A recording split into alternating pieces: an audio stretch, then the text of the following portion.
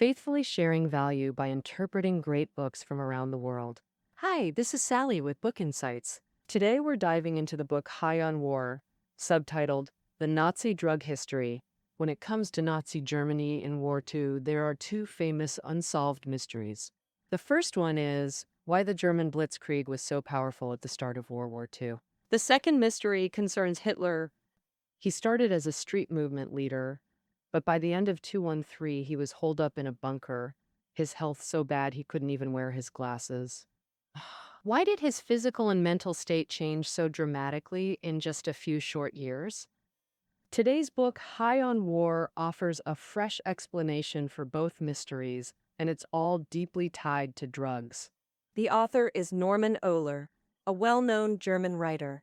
In 2004, Ohler came across a story. An antique dealer discovered a medicine bottle from the 1930s with the drug's name on the label, Pervitin. The dealer, being adventurous, decided to test it on himself, taking a few pills like a lab rat. After the first pill, he suddenly felt very strange. After the second pill, he felt euphoric, wanting to play music and sing out loud.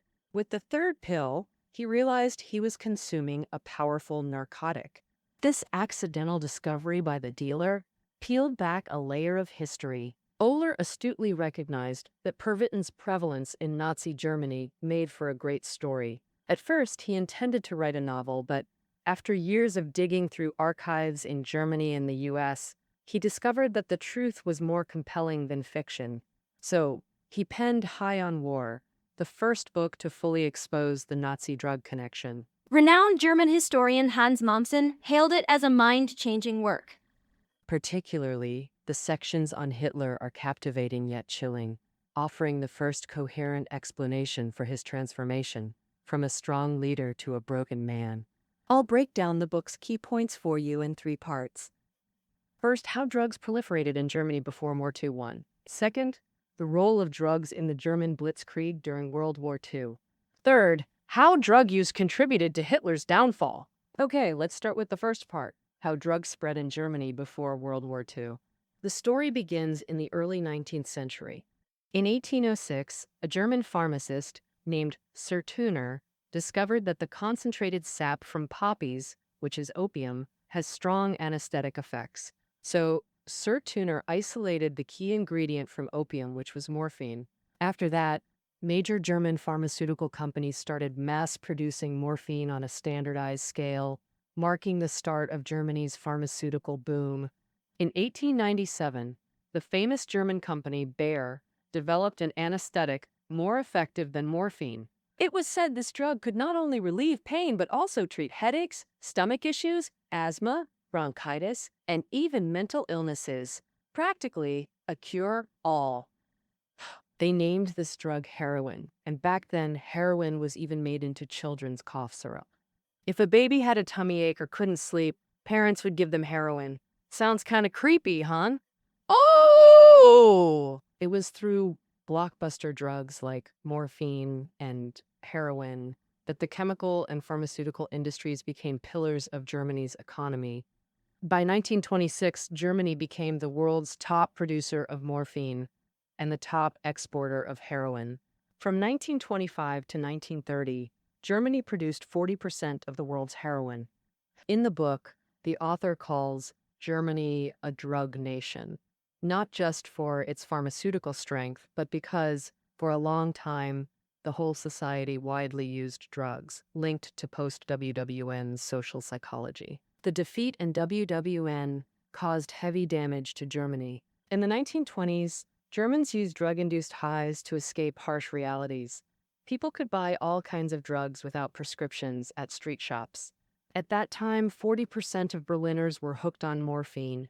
The star actress Anita Berber even created a trendy breakfast. She mixed chloroform and ether, two anesthetics, into a cocktail, soaked white rose petals in it, then sucked on the petals. Talk about living in a haze. The Nazi Party launched fierce attacks against this nationwide drug craze. They called drug use a poison of degeneracy, seeing it as moral decay. So, After seizing power in 1933, the Nazis immediately enforced strict anti-drug policies and passed a series of related laws. In closed facilities, mandatory drug rehabilitation for addicts could last up to 2 years. Those deemed incurable by doctors would be sent to concentration camps. The law prohibited drug addicts from marrying. It also required citizens to immediately report any relatives or friends addicted to drugs. However, the Nazis' drug prohibition clearly wasn't comprehensive. In 1937, Germany's Temmler pharmaceutical company successfully synthesized a drug called methamphetamine. Today, methamphetamine is better known as crystal meth. Methamphetamine stimulates dopamine and norepinephrine release, making neural communication hyperactive.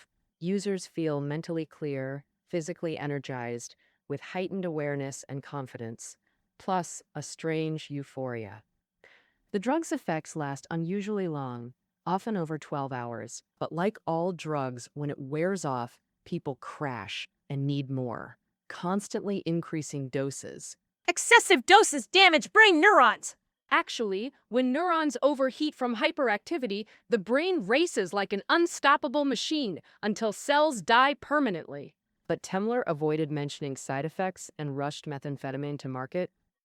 They named it Pervitin. The Nazi government classified this new drug as legal medicine. In 1938, when Pervitin launched, ads plastered every street in major German cities. Like at launch, Pervitin was hyped as a miracle cure-all, treating poor circulation, depression, low mood, even sexual dysfunction. Chocolate containing methamphetamine appeared, each bar having nearly 5 times a Pervitin pill's dose. Advertised as Mom's Little Helper, eating 3 to 9 bars daily supposedly eased housework, improved marital intimacy, even aided weight loss. Doctors and experts endorsed Pervitin, like Dr. Housechild, who published in a medical weekly claiming it boosted energy, self-awareness, and decisiveness. 2 neurologists also noted in a research report that Pervitin could enhance thinking speed, boost overall energy, and help eliminate decision-making obstacles, along with various fears and depressive moods. Experts even claimed Pervitin could stabilize physical constitution. Their rationale: we live in a high-energy consumption era with unprecedented heavy responsibilities and tasks. Pervitin could alleviate negative emotions, helping malingerers, slackers, chronic complainers, and troublemakers integrate into the workforce. Author Oehler explains, in pre-War I Nazi Germany, everyone had to prove their worth. Everyone feared falling behind society's pace. Any means was acceptable, chemical included. From this perspective, Pervitin pushed individuals to keep pace with society. It was Nazism in pill form. Thus, in late 1930s Germany, a nationwide drug frenzy erupted. All classes relied on Pervitin as their miracle drug. Laborers worked faster after taking it. Firefighters extinguished fires quicker. Night shift workers stayed more alert. Long-haul drivers skipped rest. Menopausal women took it like candy. New mothers used Pervitin to calm nerves amid infant cries and frequent feedings. As war loomed imminent, Pervitin, having swept German society, naturally spread to battlefields. Now let's discuss this. Second aspect, what role did Pervitin play in the German Blitzkrieg? First, what's the biggest challenge armies face on battlefields? Strong enemies, harsh weather, supply shortages, those are obvious. But one crucial factor often overlooked is fatigue. Fatigue drains morale, forcing soldiers to rest. Collective mental collapse could directly lead to defeat. Hence, soldiers combat stress to become tougher and more fatigue-resistant. German War II soldiers were no exception. Many spontaneously used Pervitin. For example, in 1939, a German soldier on the front lines wrote in a letter to his parents, "Music is indeed a great comfort, but I can't forget Pervitin, especially during those long nights with blaring alarms. Its effects are truly amazing." He requested his parents, "Next time you get a chance, send me some Pervitin, preferably in an envelope." Later, he wrote again, urging his family to send him the drug. The letter said, "I'm exhausted. Last night, I only slept 2 hours, and today won't be more than 3. But I mustn't fall asleep now. Thankfully, Pervitin's effects kick in soon, so I won't feel drowsy. This soldier was named Heinrich Boll. After World War II, he became a writer, creating works like Billiards at 9:30 and The Clown, and won the Nobel Prize in Literature in 1972. While soldiers took Pervitin voluntarily, the German military secretly conducted experiments to test its battlefield effects. During the campaign against Poland, some officers were ordered to take Pervitin and report their experiences to superiors. The report from the 3rd Panzer Division stated, frequent hallucinations, heightened attention, significant stamina boost, abundant energy, mental clarity all day, depression gone, emotions back to normal. The lieutenant recorded, no side effects, no headache, no tinnitus, mind exceptionally clear. In April 1940, an energy agent circular circulated within the Wehrmacht. The circular stated, experience from the Polish campaign shows that in key situations, soldiers overcoming fatigue largely decides military success or failure. And Pervitin can significantly boost soldiers' self-awareness and reduce their fear of action and tough tasks. Therefore, Pervitin will be systematically used as a military supply drug. The German Wehrmacht became the world's first military to use drugs as standard supplies. The German Wehrmacht placed a huge order with Temmler Pharmaceutical Company for 35 million Pervitin tablets. The factory machines started up, producing thousands of pills sent to the Western Front. After Germany occupied Poland, Hitler believed the top priority was to press the advantage and invade France. In February 1942, senior German generals Rommel and Manstein devised a bold plan, cross the treacherous Ardennes highlands to attack the Anglo-French forces from behind. But for this plan to succeed, German troops had to march day and night non-stop, reaching France within 3 days. How could flesh and blood stay awake for 3 days and nights while maintaining peak combat readiness? One slip up, and Germany could lose WW1 like W1, but with drugs, this military plan became feasible.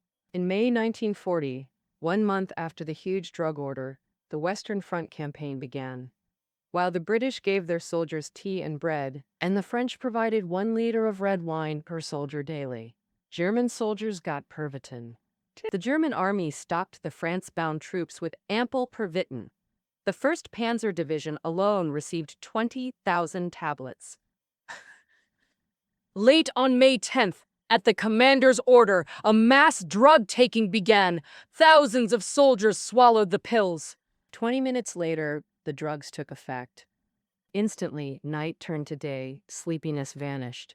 Guided by searchlights, the Wehrmacht advanced like a giant serpent toward Belgium at top speed. No soldier wanted rest. Blood sugar spiked, arterial pressure rose. They unleashed explosive energy. At dawn, Germans were spotted by Belgian troops ambushed at the border. The first skirmish erupted. Despite marching all night, Germans charged straight into the ambush zone without hesitation. Belgian soldiers froze in terror and retreated immediately. Victorious Germans didn't pause to regroup. They pursued, annihilating the Belgian forces. 3 days later, German armored units reached the French border. Many soldiers hadn't slept since departure. Now, of course, they couldn't stop.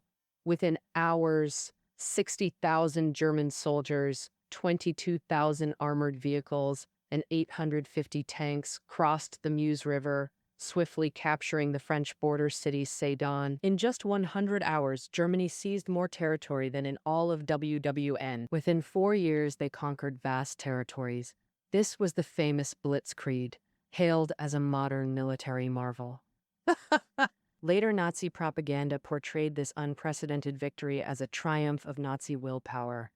Of course, Nazi propaganda never told people that during that campaign, each soldier took 2 to 5 Pervitin tablets daily. But even during early World War II victories, Pervitin's dark side emerged. Many officers over 40 suffered heart issues after high doses. Several had heart attacks. Soldiers faced depression and irritability when stopping, leading to higher doses and dependency cycles. Yet Nazi leadership ignored side effects as orders to pharmaceutical companies kept increasing. Dependency deepened until Pervitin failed on the Eastern Front. Like in France, Pervitin was used massively from the start against the Soviet Union. Though Germans captured vast territory and hundreds of thousands of Red Army soldiers in initial weeks, the Soviet Red Army didn't surrender. The sheer size of Russia turned blitzkrieg into attrition, where Pervitin failed to sustain long-term alertness. To say Pervitin was useless on the Eastern Front isn't entirely accurate, though. For example, a Wehrmacht report described a German unit trapped by Red Army near Moscow and Stalingrad with one escape route. And exhausted soldiers preferred lying in snow over moving.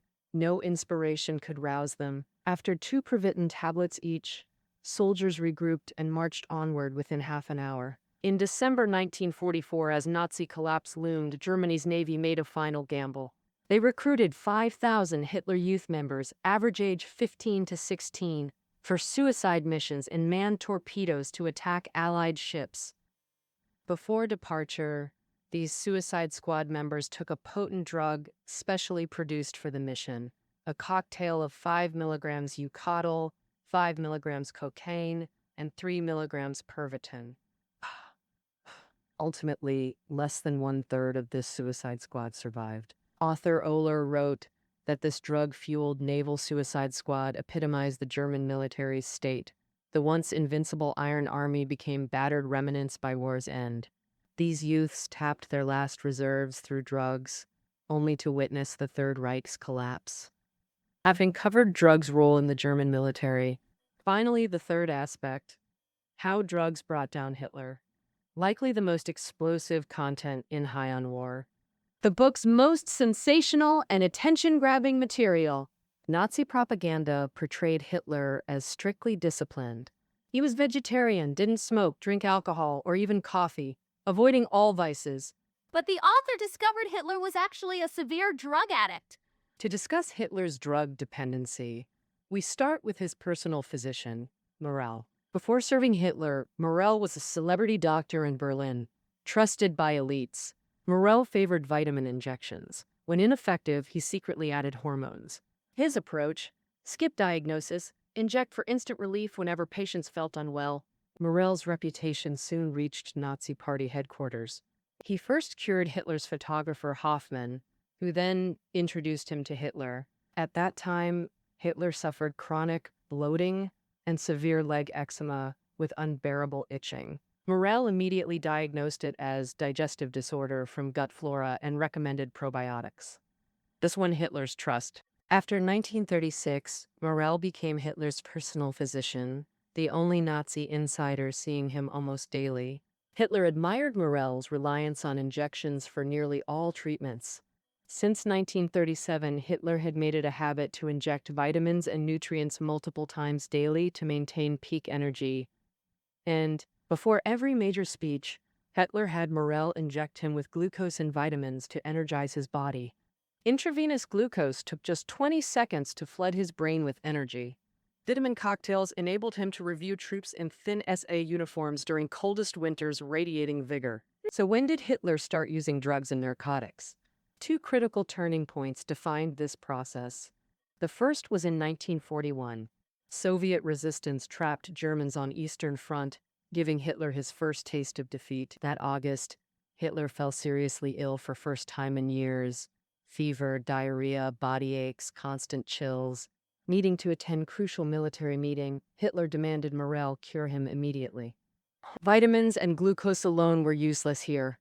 In desperation, Morell added hormones to vitamin calcium shots, his homemade concoction from pig hearts, adrenal cortex, and pancreases. From then on, Morell constantly injected Hitler with various hormonal drugs. These included bizarre extracts: triacid from menstrual blood, testosterone from bull testicles, prostaglandin from calf glands, etc. Though still technically not eating meat, animal components increasingly entered his bloodstream.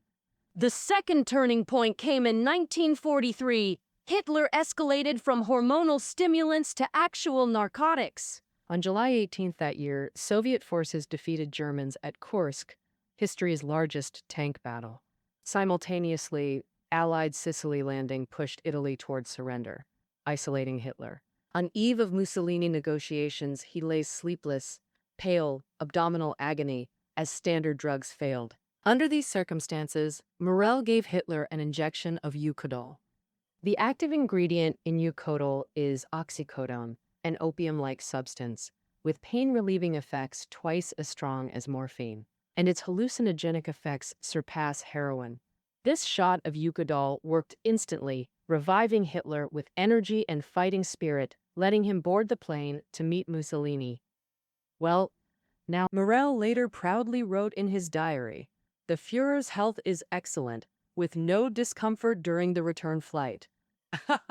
That evening, in the hills of Salzburg, he said to me, "Today's achievements are all my doing." However, Eucodol is a narcotic.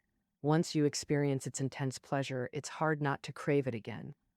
And once someone uses Eucodol regularly for 3 weeks, the body develops dependence. According to Morel's diary records, from then on, Eucodol became Hitler's regular medication. On July 20th, 1944, a major event occurred in Nazi Germany, the assassination attempt on Hitler. A young German officer named Stauffenberg brought a briefcase with a timed bomb into Hitler's conference room. The bomb exploded, killing 4 instantly, while Hitler suffered severe injuries. Hair singed, eardrums burst, and a bowl-sized wound on his thigh. During his recovery, Hitler relied on massive drug doses to endure physical pain and mental torment. But Eucodol no longer worked. He also applied cocaine to his nasal cavity once or twice daily. Hitler later stated that the weeks after July 20th were the hardest of his life. He fought with heroic spirit, unimaginable even to Germans, using iron-like strength and willpower. However, replacing iron-like strength and willpower with potent cocaine and excessive Eucodol doses would be more accurate. Once, the cocaine dose was too high. Hitler choked, lost consciousness, and nearly died from an overdose. In fact, Hitler was prone to addiction to any narcotic except alcohol. His drug dependency wasn't tied to one specific substance, but to anything that brought pleasure and led him into a virtual reality. At that time, the Allies were attacking Germany from all sides. Hitler could only cling to his Third Reich delusion with drugs until they destroyed his body. As the toxicity of various drugs built up in his body, Hitler's health deteriorated drastically. By the end of 1944, the once vibrant Führer had turned into a walking corpse. His face was sallow, eyelids drooped, and tremors in his limbs worsened. His hands shook so badly he couldn't even put on glasses without help. His blood vessels became increasingly fragile. Frequent injections caused inflamed, ulcerated skin at the veins, with scabs lining up like a zipper, a classic addict's mark. In February 1945, the Allies bombed Berlin into a sea of fire, destroying the Nazi Party's drug stash. Meaning, Hitler's drugs ran out, and in his bunker, he showed classic withdrawal symptoms. He was hunched over, drooling, sometimes needing walls to walk.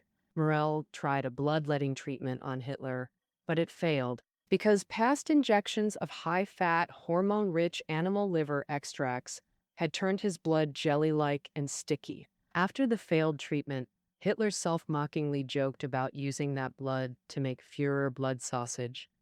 Soon, even vitamin injections were gone, so Morel resorted to injecting bizarre chemicals into Hitler's veins. But this was both dangerous and useless. On the day after Soviet forces fired into inner Berlin, Morel appeared before Hitler with a tray holding a morphine syringe he'd scrounged up. "I will remain." Hitler yelled at him angrily. "Do you think I'm a fool?" You should be giving me morphine. He grabbed Morel's collar and snarled, "Go home and take off your imperial physician uniform." Act like you never knew me. Yeah, with no drugs left, what's the point of a shot giver? So Morel was fired. On April 30th, 1945, Hitler shot himself in his bunker, ending his drug-fueled life and his delusions of world conquest. In author Ohler's view, Hitler's personal health symbolized the Nazi German state body. He relentlessly pursued high morale and euphoric strength. But this pursuit came at the cost of his own depletion and corruption. He abused drugs without restraint, knowing his body was overwhelmed, yet kept increasing doses, leading to total collapse. Nazi Germany's drug phenomenon followed the same logic, only collective addiction is harder to stop than individual. Because Nazi ideology itself dictated no brakes, only acceleration, no turning back, no checks or self-restraint. Like drug abuse, it couldn't stop without crashing. Of course, drugs weren't the sole cause, perhaps not even the main cause, of Hitler and the Nazis' downfall. But as French philosopher Jean-Paul Sartre said, a political system doomed to fall will instinctively do many things to hasten its demise. All right, that's High on War, the Nazi drug history. That concludes our interpretation of this book. Reading notes are below the audio. See you next time.